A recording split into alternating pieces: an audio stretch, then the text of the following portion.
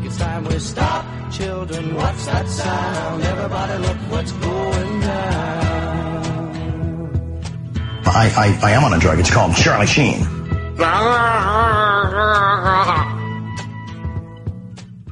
Hello, welcome to the Sean and Simon Show. This is the second episode of Squeezebox. I'm Simon. Hey, I'm Sean. Hi. That was a nice little cheer. Yeah, so, I'd just like to thank everybody for their response and feedback for last week's episode. It's been good. Yeah, thank Appreciate you very it. much, yeah. Cheers. So, we've got a great show coming up, pretty much the same format as last week. We've got Make Simon Laugh, Simon Says, the Sean Delusion, which I'm looking forward to, and the Caption competition. Thanks for everyone getting involved with that. We got a lot of laughs from that. A lot of positive stuff, so keep it coming for the next podcast, please. Yeah, so Make Simon Laugh this week. Yeah, come on. I'm quite looking forward to this. I think this might be the best yet. Every time you've been preparing this in Sean and Simon Towers, I've heard you laughing, and I've been looking forward to it all week. You call it Sean and Simon Towers? Yeah. My bedroom is Sean and Simon Towers. Right. Okay, right. Are you ready for this? I'm ready. Come on. Turn around for a sec. I'm turning. Just need to get it up on the computer. Okay, so... Can I look? Yep, you can look. The title reads, Hippo Eats Dwarf. This is a new news article, right? And it says, Bangkok. A hippopotamus swallows a circus dwarf in a freak accident in northern Thailand, according to the columnist at Pattaya Mail. The Grapevine column reported a circus dwarf nicknamed Odd died recently when he bounced sideways from a trampoline and was swallowed by a yawning hippopotamus waiting to appear in the next act.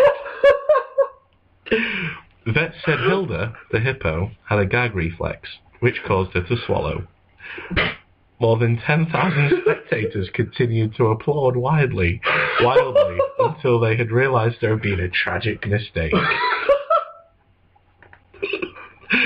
So that was this week's Make Simon Laugh. It's like something out of The Simpsons. Oh, I know. That can't be real. It is real. I'll put it on Facebook and YouTube for you guys.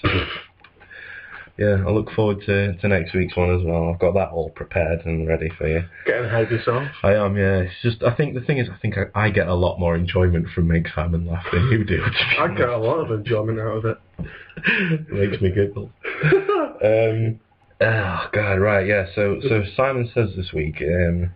For any new listeners, Simon Says is basically where Simon gives me what's the word, like a saying or a mantra, a proverb, something that he thinks that I should build into my daily life and live by, basically. And often Sean will, in fact, I say often, every time I expect Sean will question this logic, question the wisdom behind this phrase, because he likes to sort of ignore the advice that I give him. Yeah, it matches our actual dynamic. Yeah, essentially. Yeah. So what's this week Simon Says? Come on, get it over and done with. This week Simon says that genius is 1% inspiration and 99% perspiration. Come on, what's your response to that? Well, not if you've got links dry. Secondly, right, who's creating these percentages? I don't know. I guess the National Office of Statistics. Has someone gone away and worked this out? I mean, what? I understand it's a saying that's it's making a point, but it doesn't have to be so literal. I mean, again, 1% inspiration. That's rubbish, man. Week in, week out, you keep coming up with an overly literal response to these things. Okay, all right then. Okay, I'll not approach it from a literal perspective then. Look at it like this, though. Look at it like this. Look at Stephen Hawking. Okay? Stephen Hawking, right. I understand the guy is physically handicapped, and he's had to work past that. But the thing is, when you have such a certain level of brains, you can't, that won't be ignored. No, but the point is, Stephen Hawking has an idea. He's got a brain that comes up with a lot of brilliant ideas, but these ideas in themselves aren't enough to suffice. They aren't just enough. If he said, I don't know, what stuff does Stephen Hawking come up with? Oh, books and theories and that. Alright, well, if I were to come up with a scientific theory, the theory itself wouldn't suffice. I'd have to prove it. I'd have to go out there and put a lot of effort into making sure it was presentable, it made sense. It depends how much effort it was, though. I mean... It's clearly, according to this, and I agree with it, it takes a lot of effort to develop your ideas sufficiently in order for them to, be proven to make sense.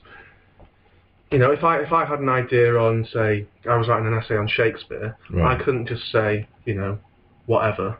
I'd have to, You couldn't just say whatever. That would fail you.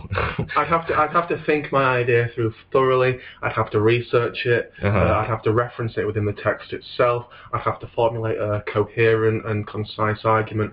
Make sure that it was accessible to the layman. All of that takes time and effort. Right. Do you see what this is saying? But that's not genius. That is... Well, no, but the brainwave that you get is a genius. It's inspiration. It's a moment of pure genius. Yeah, you've just countered your argument. No. Okay, what? Sorry, I phrased that badly there. What I mean is... Genius is inspiration. Someone who is... Well, that's the end of this week's Simon Says. Shut up and let me explain myself. Someone who is termed as a genius, Shakespeare himself, for example, he would have got the idea to adapt Hamlet. Okay. But a lot of that time would have, 99% of that time would have been spent on, writing it up, making sure it flowed or whatever. Okay, yeah. See what I'm saying? You get the wave of inspiration, but people who are termed geniuses put so much more work into it than you would, credit them with. Yeah, okay, but that's from like I mean, let's be honest, Shakespeare wasn't the wealthiest man in the world. Now, let's just say you are someone like Richard Branson, for example. Richard Branson, okay. Right? This guy's got multi-million-pound company behind him. Yeah. He's a genius. I'm not going to... Everybody knows that. That's common knowledge. Yeah. But I'm pretty sure he doesn't put together his own methodology or his own business plans and stuff like that. No, he's spent a lot of time getting to the point that he's at. He's expended so much effort. Yeah, but he doesn't need that anymore, and that's kind of what that is saying. What I think the phrase becomes redundant after a while. I don't think it does, because he's got all this wealth of experience behind him. He's still riding on his perspiration from years ago, and he's coming up with these inspirational ideas now. He's worked hard and he's perspired. Yeah, but he's not working hard anymore. His genius is literally 100% inspiration now. I don't think he clicks his fingers and says to someone. No, because get this done, and they'll do it. But this genius, these waves of inspiration are based on insights that have developed over years and years of experience. These aren't necessarily ideas and pieces of inspiration that would come to him just randomly. He's had to work to develop a knowledge base in order to be inspired. Yeah, okay. I think I'm getting lazy with Simon. I've noticed. I think I almost agree with that, but I don't want to work, But that's not you disagreeing with the statement. That's just you being lazy. Yeah, I guess. No, which is the same thing here. You could have had a wave of inspiration, an argument that you wanted to, I've had plenty. I just haven't been bothered to argue them. Which exactly. Case in point. Adds credence to the statement. No, I think I'll give you that one this week. So, what is it, 2-1 now? 2-1, yeah. 2-1. I'm not happy with that. I'm very happy with it. I think we might need to scrap the feature, maybe. Well, that's not going to happen, is it? Based on the discussion we had in prep today. As soon as you're winning, I'm like, no. Teddy's out of the cot. Scrap. Well, that often happens with Simon Says, though, doesn't it? Yeah. I get Marty, although I think I've kept my cool this week.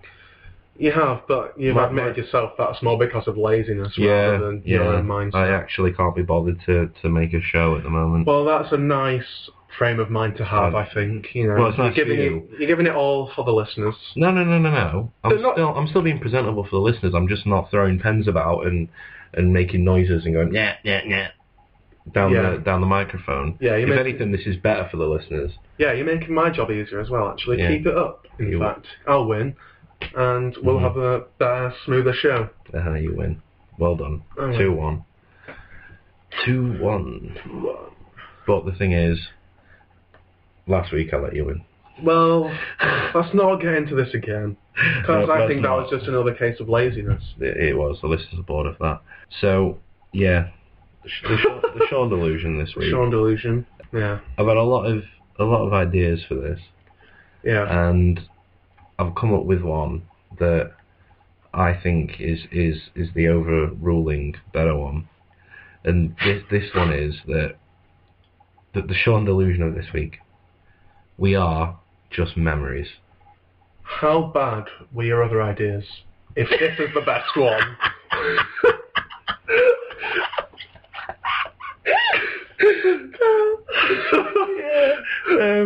No, hear me out. Go on, explain That was amazing. Right, hear me out. No, shut up, right? We are just memories, okay? And so when someone's doing something and you can't see them, for example, how do you know that's happening? I don't know what you mean. It's the classic when a tree falls and no one's around to hear it, does it make a sound? It's like that, but with actual events, you know.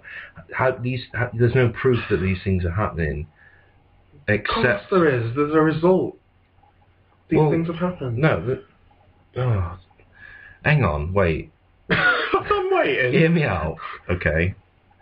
We are just memories. So, like, from your point of view, this show, me, right now, all these events going on, could literally just be memories in your mind. Yeah, but the thing is, this could have already happened. I don't have a photographic memory. I don't remember things in such... No, but how do you know that I don't remember things in such detail. When I think back on events that have happened, yeah, I don't remember them second by second. No, of course you don't. That's the access to your short and long-term memory.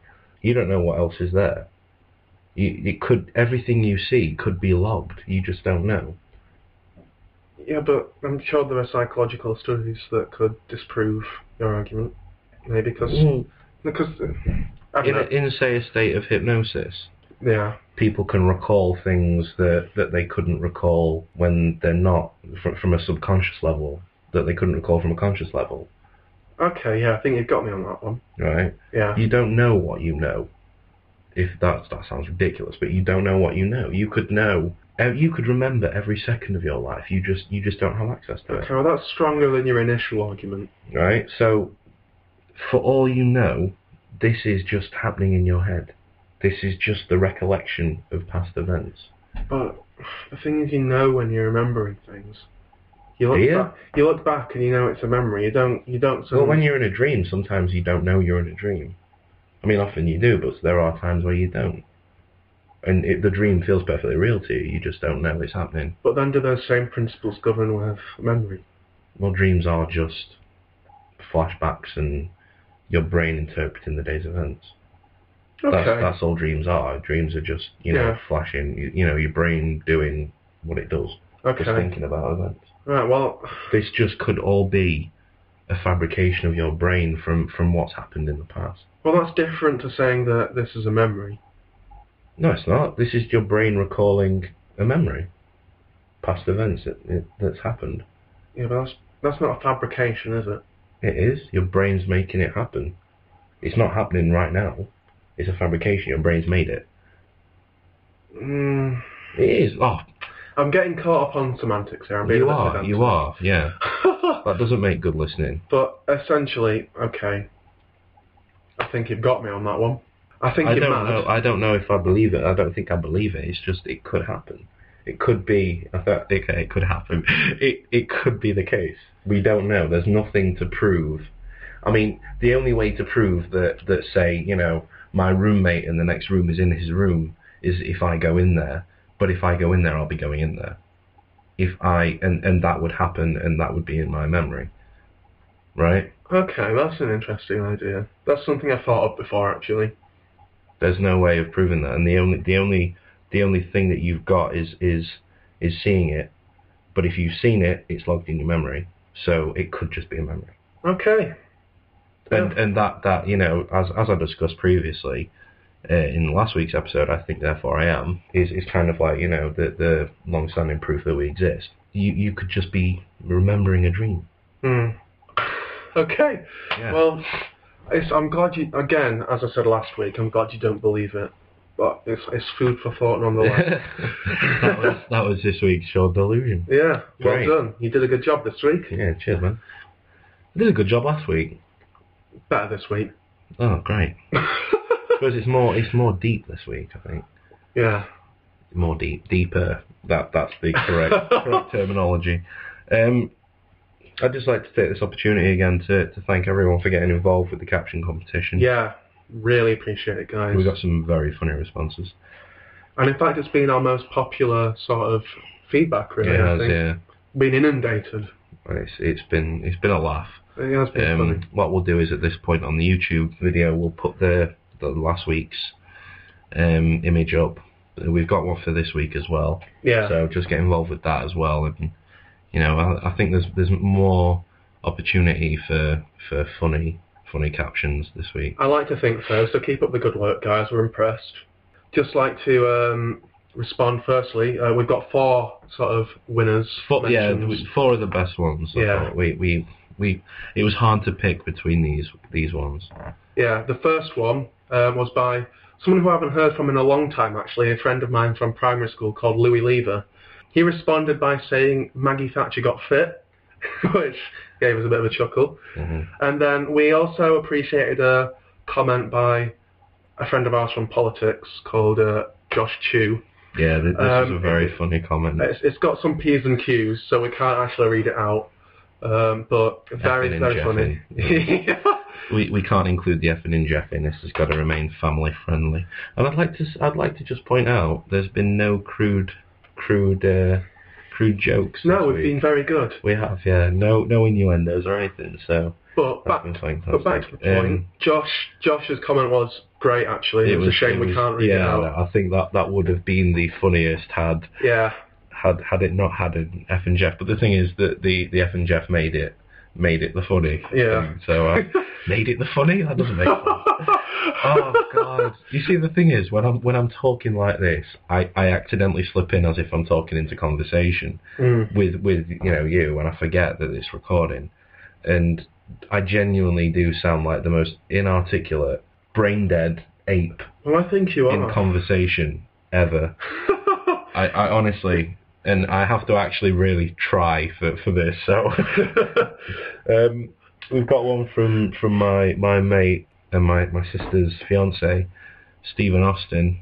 He put Stephen. I've never heard you call him Stephen before. Well, I thought I'd be a bit formal. It's his Sunday name.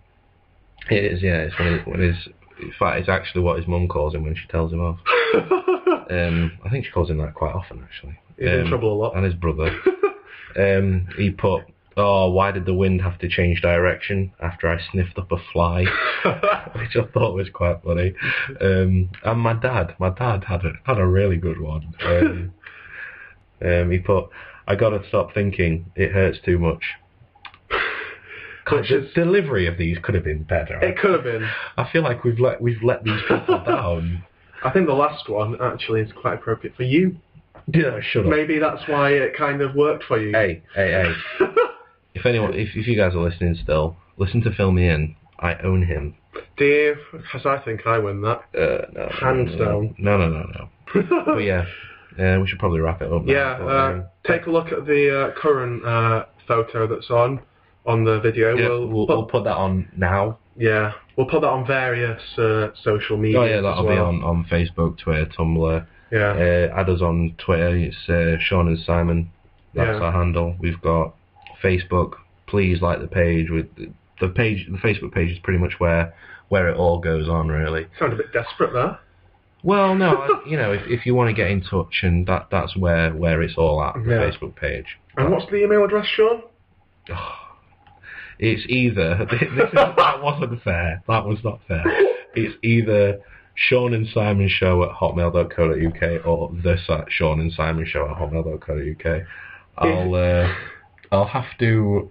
I'll put that. That's on Facebook, so just check that on Facebook. We'll put that on the info for the video as well, so you don't get deprived. Oh, I'm sorry. That's my job as well. So that's really irresponsible of me. So anyway, same deal as before. That wasn't fair. I just wasn't going to mention it, but you dropped me in that. But yeah, just keep in touch. We like hearing from you. Yeah, we do. We really appreciate it. And it lets us know what we're doing right and what we're doing wrong. Yeah. So, that's going to leave us open to trolls. You're doing everything wrong. Yeah, we really appreciate the views on YouTube as well. Yeah. That's great. I just put a thumbs up there. I saw it and I appreciated it. Yeah. So yeah, thanks a lot, guys, and listen to us next week. Yeah. Thanks a lot. I've been Sean. And I've been Simon. And you've been great. See you later, guys. See ya. Children, what's that sound? Everybody look what's going down. I am on a drug. It's called Charlie Sheen.